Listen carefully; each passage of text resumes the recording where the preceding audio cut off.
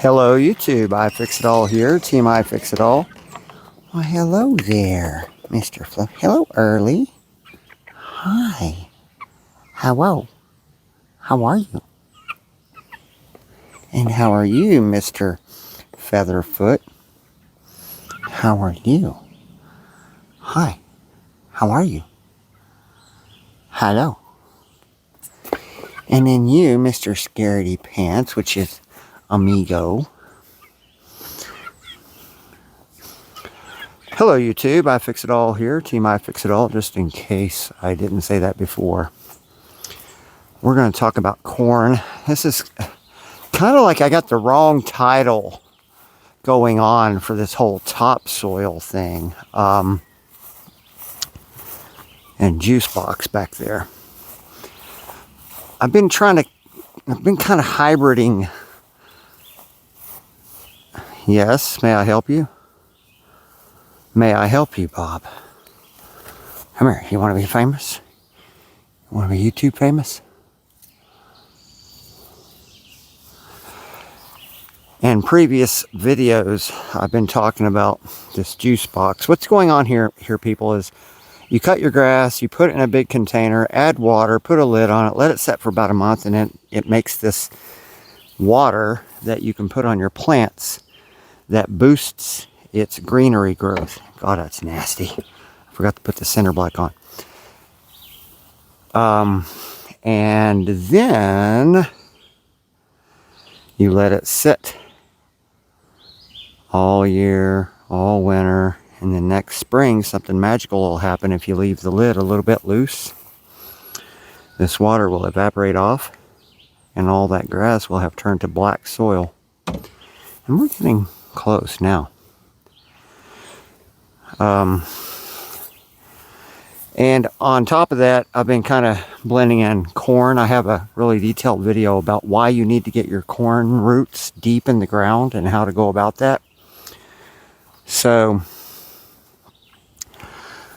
for the new people that just showed up, I'll lay off my corn rows, and the rows will be laid off. So, in other words, there's a ditch. And then by hand, I will press the corn seed as far as I can into the ground with my fingers, about another 1.5 inches. I'll let the corn sprout, but these ditches are about 6 or so inches deep. And that corn has to sprout and get high. Once it gets to be tall enough, then all the while I'm adding juice box juice to it, if I want. And once it gets to a certain point where it's high enough, you want to add some really good compost in that ditch to get the corn covered. In other words, you fill in the ditch because you have a V, you have your corn sprout here, he kind of wiggles his way up. Camera's going blurry. And once he gets up to about maybe a foot tall or so, fill that ditch in with good compost. That way you're maximizing where the vegetable is in relation to where you're putting the good nutrients. In my case, I got a chicken coop back there. Am I zoomed in? Of course I am. God, it's an epidemic with me. Back at my chicken coop, I use old chicken coop bedding, which is full of poo. And I have filled in all my ditches. And it has dried out. You can't tell, but I just hauled this in a couple of days ago. And it's got chicken poop in it and leaves and all kinds of yummy things. I just filled the ditches in gently.